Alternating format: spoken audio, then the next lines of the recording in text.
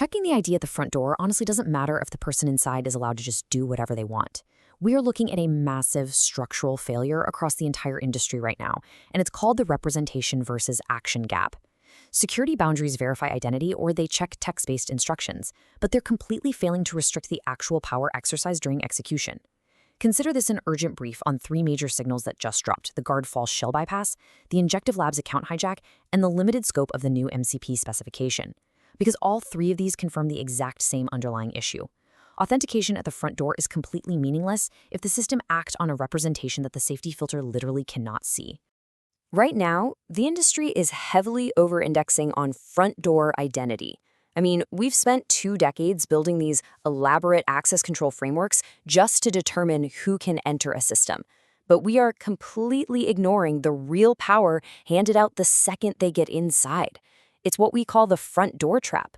We thoroughly check an ID at the entrance, but then we just hand them the keys to the vault with absolutely zero control over what happens next. And this brings us to the core of the problem, the representation versus action gap. It's a really dangerous convention. Think about it.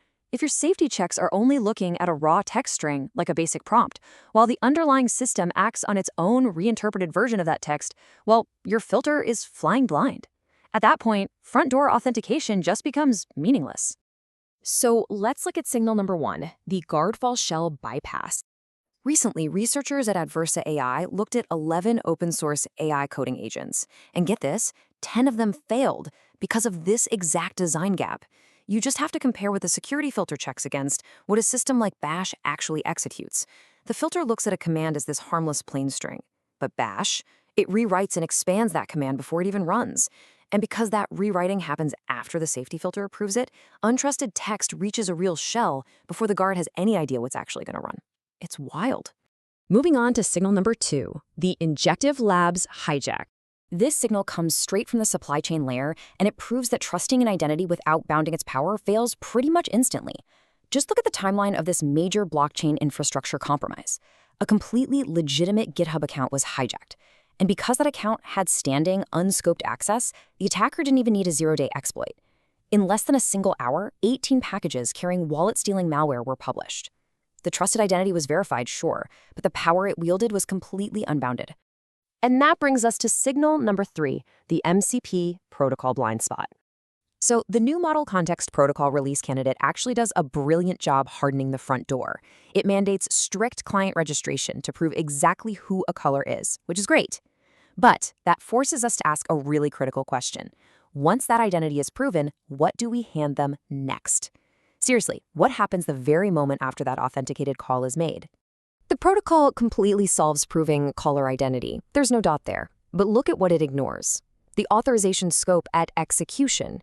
It has absolutely no opinion on what real, usable credentials that caller is handed once they actually get inside. You verified the ID, but you are still just handing over the keys to the vault. The credential blast radius is completely outside the protocol's scope. So how do we fix this? Let's talk about design layer scope enforcement. To solve this structural failure, DevFortress moves security upstream, directly to the design layer. And the outcome is pretty striking. We're talking automated containment in under 2 seconds.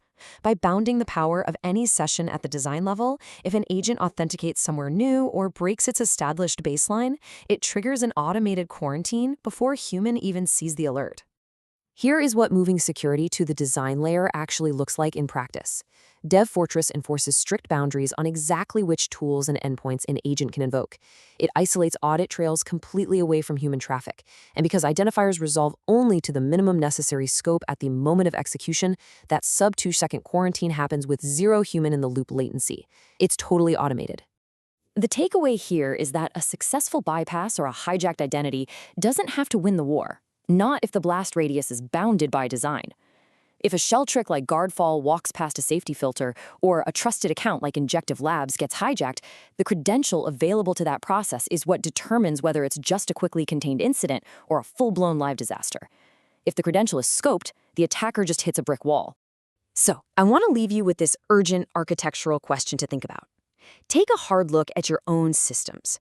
Are you just verifying the ID at the front door? Or are you actually bounding the power they wield once they get inside? If your massive security investments only secure the entrance, who is actually controlling the vault once that door closes?